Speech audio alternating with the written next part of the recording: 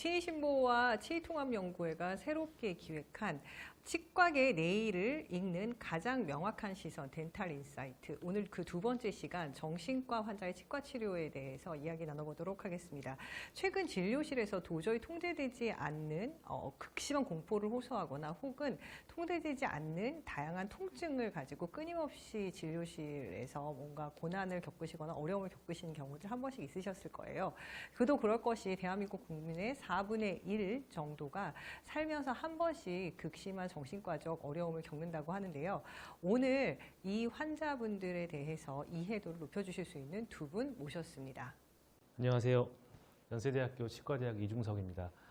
우선 오늘은 이제 정신건강의학과의 김수진 교수님 모셨는데요. 교수님 먼저 소개를 좀 부탁드리겠습니다. 네. 네, 안녕하세요. 고대 안암병원의 정신건강의학과 김수진 교수입니다. 네, 오늘 이렇게 초대해 주셔서 감사합니다.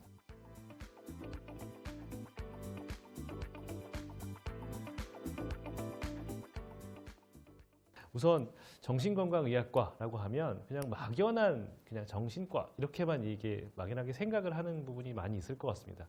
우선 정신건강의학과에서 어떤 환자를 주로 보시는지 한번 좀 여쭙고 싶습니다. 네, 저희 정신질환은 크게 이제 세 가지로 좀 분류할 수 있겠는데요. 크게는 기분의 장애, 그다음에 사고, 생각의 장애, 그다음에 행동의 장애 이렇게 볼 수 있겠습니다. 그래서 기분의 장애에서는 우울증이 가장 대표적인 거고, 또 기분이 위아래로 올라갔다 내려갔다 하는 조울증, 요즘에 이제 양극성 장애라고 부르는데요. 이 두 가지가 대표적이고, 또 불안 장애가 있습니다. 이 불안 장애는 좀 더 세부적으로 보면 공황 장애, 강박 장애 이런 것들로 특히 나눌 수가 있고요. 그리고 이제 두 번째 사고의 장애에 있어서는 환각이나 망상을 주로 하는 조현병이 대표적인 게 있고, 그다음에 행동장애에 있어서는 그런 ADHD, 중도 이런 것들이 대표적인 질환이라고 할 수 있겠습니다. 이렇게 보시면 이게 진료 보시는 환자분들, 물론 지금은 이제 대학병원에 계시지만 어떤 환자 연령층에서 보면 어떤 환자분들이 많나요? 저희 과는 다른 과들에 비해서도 비교적으로는 노인성 질환이 아닌 편이에요. 그러니까 나이가 들면서 점점 생기는 게 아니라 대부분의 정신질환은 20, 30대에 첫 발병되는 것들이 제일 대부분입니다. 조현병도 그렇고 우울증도 그렇고요. 그리고 소아에서도 사실은 우울증 같은 경우는 소아 우울증도 많고 노인 우울증도 많고 그래서 거의 전 연령에 걸쳐서 나타나기도 하고요. 네. 또 일부는 또 그런 어떤 성장 발달 과정에서 생기는 현상이기 때문에 틱 장애라든가 ADHD라든가 이런 것들은 좀 더 소아 청소년기에 특징적으로 나타내는 질환들이 있기도 하고요. 그 인터넷에서 보면은 이렇게 치과 의사들을 그러니까 유머러스하게 그리면 항상 내 입에 대고 막 드릴을 들고 이렇게 무서운 모양을 하고 있는데 환자가 느끼는 공포는 사실 분명히 그런 양상일 것 같거든요. 근데 이제 말씀해 주셨던 그게 불안 장애 이런 정도로 심한 사람들에게는 사실 저희가 좀 불안을 덜어드릴 수 있는 방법들을 최대한 찾아보려고 최대한 노력을 하는데요. 이게 가끔은 제가 느끼기에는 치과 의사들이 방어적으로 할 때도 있는 것들이 이 환자들에게 도움이 안 될 때도 있어 보이기도 해서 어떻게 보면은 이런 환자들이 치과라는 곳에 왔다고 상상을 해보셨을 때 환자가 보셨으니까 치과 의사가 어땠으면 좋겠다. 이런 불안을 줄이기 위해서 이런 것들에 대한 얘기를 한번 해주실 수 있을까요? 네. 치과 가본 지가 오래됐는데 공포라고 하는 거에는 근원적으로 내가 알지 못하기 때문에 무지에 대한 통제할 수 없다라고 하는 거가 공포거든요. 그러니까 우리가 예를 들어 공포 영화를 볼 때 무서운 거는 어디서 살인마가 튀어나올지 모를 때가 무서운 거지. 내가 두 번째 보느라고 저게 어디 튀어나온다고 알면은 좀 덜하고. 우리 롤러코스터를 탈 때도 첫 탔을 때 이게 언제 떨어지는지 모를 때가 가장 무서운 거잖아요. 그래서 어떻게 보면은 이런 의료적인 시술을 할 때에도 결국에 이게 내가 처음 해보는 거라면 이 다음에 어떤 일들을 내가 경험하게 될지가 예측이 안 되기 때문에 그게 공포를 주는 거라고 생각해요. 그러면 제가 체어에 누워있다고 생각을 해보면 더더군다나 치과가 무서운 이유는 눈을 가리기 때문인 것 같아요. 내가 뭐 예를 들면 주사를 놓는 거는 그래도 내가 어디까지 들어간다, 언제 찔린다라고 하는 걸 그래도 보면서 예측할 수 있는데, 이거는 방포로 이제 다 얼굴을 가려놓고 안에서 무슨 일을 하는지가 보이지가 않으니까 더 이게 통제가 안 되는 두려움이 있어 보이고요. 그렇기 때문에 알게 해주시는 거가 1번일 것 같아요. 그러니까 기본적으로 어떤 처치를 할 건데 어떻게 하고, 뭐 예를 들면 모형 같은 거나 뭐 이미지를 가지고 시각적으로 설명해 주시면 더더욱 좋고요. 그래서 지금 우리가 이렇게 하고 이렇게 할 겁니다 라고 하는 것들을 충분하게 설명을 해 주시는 거.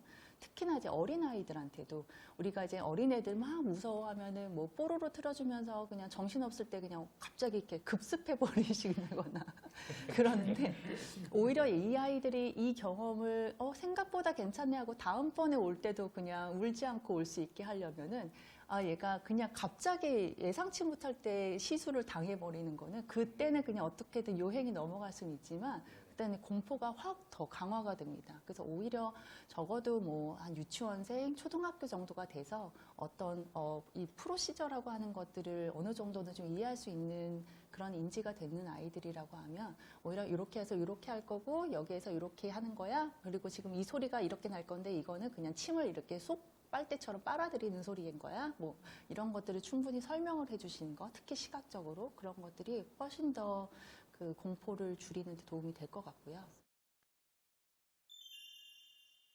가끔은 저희 치과 의사들이 보기에는 전혀 문제가 없어 보이는데 계속된 통증을 호소하는 분들이 있어요. 물론 저희가 모르는 부분을 진단을 못해서는 부분이 상당히 있을 거라고 생각합니다.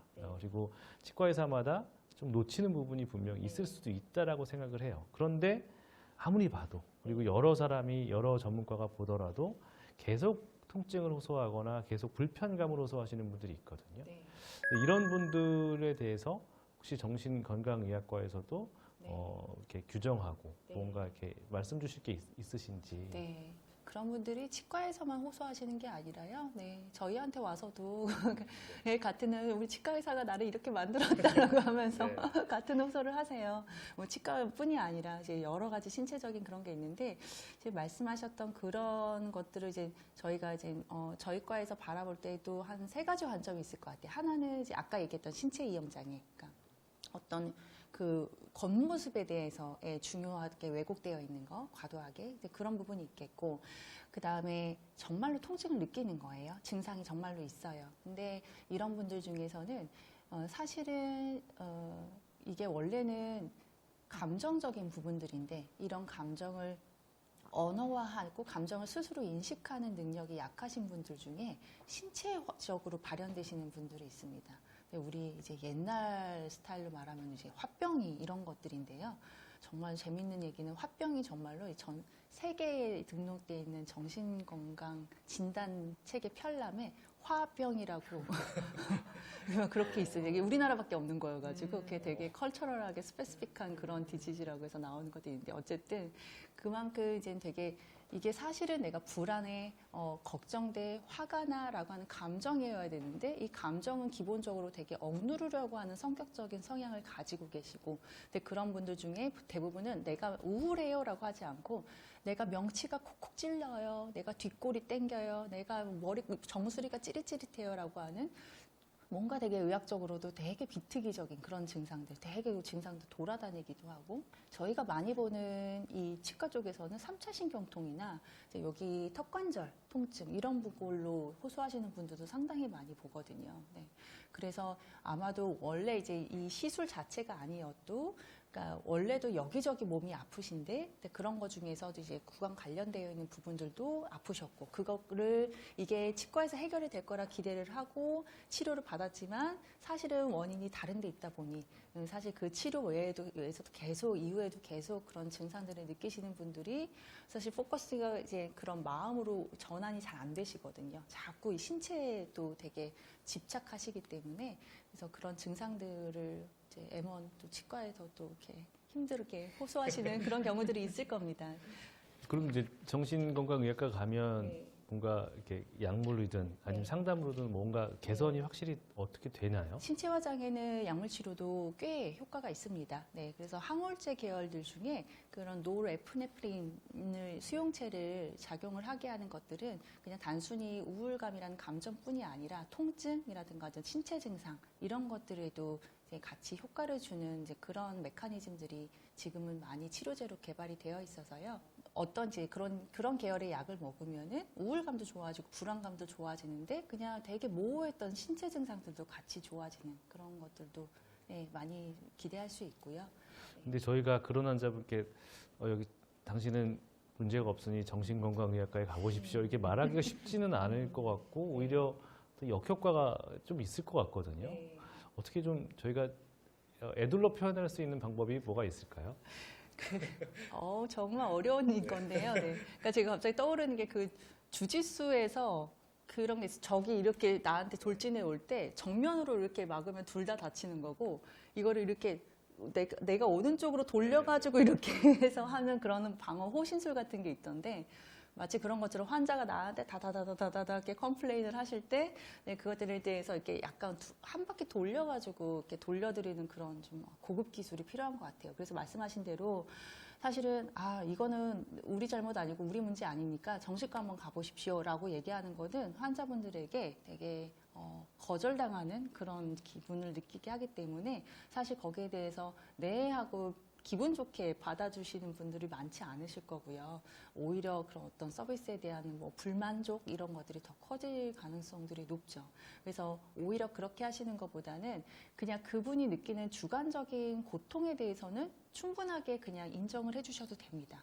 그러니까 왜냐하면 이게 객관적인 원인이 무엇이다라고 하는 거에 대해서는 시시비비가 있을지언정 그 환자분이 지금 괴롭다, 아프다라고 하는 거는 팩트가 맞는 거거든요. 그래서 어쨌든 주관적으로 그렇게 고통스러우신 것 같습니다라고 하는 거에 대해서는 인정을 충분히 해주셔도 되고요. 근데 다만 좀 통증의 그 메커니즘을 어느 정도 설명해 주시면 좋을 것 같아요. 예를 들면 내가 이가 아프다, 치통이 있다라고 해도 이 치통이라고 하는 거를 느끼는 가장 최종 종점은 뇌거든요. 그럼 여기에서 신경이 이렇게 여러 이제 정거장을 거쳐서 가는데 그 중에 여기가 탈이 나는 게 아니라 중간에가 탈이 나도 사실 여기 최종 종점에서는 여기의 통증으로 느낍니다. 그래서 그런 부분들에 대한 거를 좀 환자분에게 설명을 해주면서 사실은 이 경로 중에 여기가 아니라 다른 데의 경로에 문제가 생긴 걸 수도 있어요. 그래서 그런 부분들에 대해서는 어떤 뭐 신경적인 거라든가 아니면은 정신건강 쪽에서 그런 부분들을 보고 정신건강이라고 하는 게 꾀병이라든가 아니면은 뭐 과도하게 그런 것들을 불안해하시는 그런 분들을 보는 게 아니라 실제로 설명되지 않는 통증을 정신건강의학과에서 보기도 합니다. 그래서 그런 것들에 대해서 진료를 받아보시는 게 어떨까 싶습니다. 이 정도. 아무래도 이제 그 20대 여자 환자분들이나 이런 분들이 이제 우울증이나 이런 것들이 조금 더 요새는 뭐 진료를 많이 보신다고 했는데 그런 분들은 이제 약물이나 이런 것들 치료도 많이 받는다고 하셨잖아요. 네. 근데 요새 치과에서는 이제 세데이션이나 이런 진정요법 같은 것들을 하는 치과들이 많이 있습니다. 근데 네. 아무래도 이 중추신경계에 작용을 하는 약물과 진정요법은 서로 뭔가 상호작용을 하는 게 많이 있을 것 같은데 네. 그런 환자 정신건강의학과에서 보는 그런 약물 치료를 하는 환자에서 네. 이제 진정요법이나 이런 걸 할 때 좀 주의할 그런 환자분들 혹은 약물들 그런 게 있을까요? 네. 저희 약 중에서는 항우울제는 아니고요. 그 벤조디아제핀, 그러니까 소위 이제 안정제, 신경 안정제, 네, 그런 것들을 보통 이제 불안이 높으신 분들이 이제 정기적으로 드시기도 하는데요. 그런 분들은 기본적으로 중추신경계 억제제죠. 그러니까 우리가 이제 그런 마취나든가 진정을 위해서 투약하게 이제 시술 때 투약하는 그런 것들과 거의 비슷한 성분이기 때문에 이미 이 성분을 이제 쭉 정기 복용하시는 분들은 수용체가 이미 거기에 이제 적응이 되어 있습니다. 그래서 그런 진정제 투여를 할 때 사실은 같은 용량으로 잘 효과가 없고 진정제가 좀 많이 들어가야 되는 그런 경우도 있고요. 워낙 거기에 이제 이 정도 양에는 적응이 돼 있는 분이시다 보니까 네, 그래서 혹시나 이제 그런 투약 이력 같은 거를 보시는데 거기에 뭐 그런 아티반, 뭐 발륨 디아제팜, 뭐 이런 이제 벤조디아제핀 계열의 약을 먹고 계시다라고 하면 이분들은 조금 진정시킬 때 약이 조금 더 들어가야 될 수도 있겠다. 이 정도 파악하시면 될 것 같아요. 알겠습니다. 혹시 그 이외에도 정신건강의학과 관련해서 네. 뭐 치과에서 알면 좋은 어떤 팁들이 좀 있을까요? 대방출해 주시면. 사실 저보다 오히려 치과 선생님들이 더 직접 경험은 많으실 것 같은데요. 저희 이제 사실 요즘에 지금 마약도 꽤 사회적으로 많이 퍼지고 있다 보니까요. 이 이제 마약 중독자 분들의 되게 특징적인 그런 구강 상태들이 있다라고 알려져 있습니다. 네. 그래서 보면은 뭐 아시겠지만 특히나 이제 그런 마약들을 오래 먹다 보면은 그 자체가 되게 부식성 물질이기 때문에 치아가 되게 심하게 부식되고 그냥 충치가 심하고 기본적으로 이제 어떤 위생 관리라든가 일상생활 관리가 잘 안 되시는 분들이 많기 때문에 기본적인 이제 위생 상태도 굉장히 안 좋으시고요. 그리고 마약도 자체도 되게 구강 건조를 일으키기 때문에 이제 그런 상태들을 보면 네, 좀 그런 질환들이 혹시나 그렇게 의심해 볼 수도 있고, 마찬가지로 이제 알코올 중독도 보통 이제 심한 만성적인 알코올 중독 분들은 거의 식사를 잘 안 하시고 위생 관리가 안 되시고 술만 드시거든요. 그러다 보니까 되게 이제 영양 불균형이 많습니다. 근데 그런 것 때문에 어떤 잇몸이라든가 뭐 이런 것들에서 이제 그런 영양 상태 때문에 나오는 그런 문제들도 있고, 또 워낙 이제 술 드시고 나면은 위식도 역류하고, 네, 또 식도에 또 정맥류에서 또 식도 또 터지고, 토하시는 것들이 많기 때문에 그런 걸로 또 구강 상태가 많이 안 좋으신 분들도 있고요.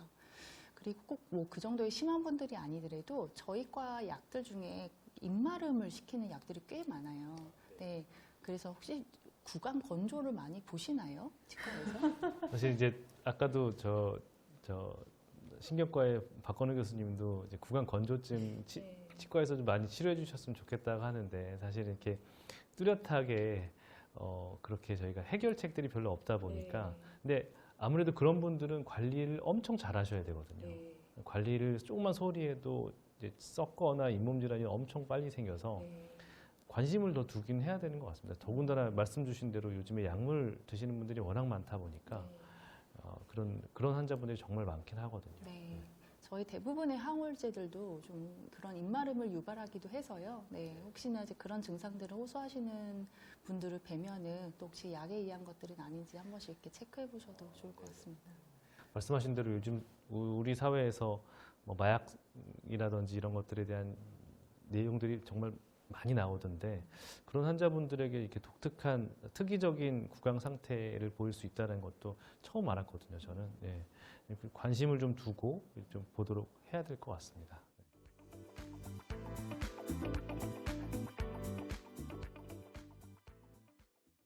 대응을 잘 하고 이해를 잘 하면 공감과 대화를 통해서 신뢰를 얻을 수 있는 정신과 환자의 치과 치료. 그러나 그대로 방치한다면 진료실 안에 위험 요소로 작용할 수 있고, 때로는 법적 리스크로까지 이어질 수 있는 해당 영역에 대해서 오늘 두 분 이야기 나누어 보았습니다. 무엇보다 저희들이 오늘 나눈 이야기들은 올 10월 덴탈 인사이트 포럼에서 다루어질 주제 중에 하나가 될 것이고요. 덴탈 인사이트는 경제적인 거시지표들을 기반으로 하여 과학적 분석을 통해 오늘 이 시간 치과계에 있는 다양한 전문가들이 주는 치과계의 경영과 치과계의 현실에 대한 이야기들로 이루어질 예정입니다. 해당 내용에 대한 자세한 내용은 치신보를 통해 자세하고 상세하게 다시 한번 전달드리겠습니다. 오늘 두 분 물론 해당 영상을 시청해 주신 시청자 여러분 모두 수고하셨습니다. 감사합니다.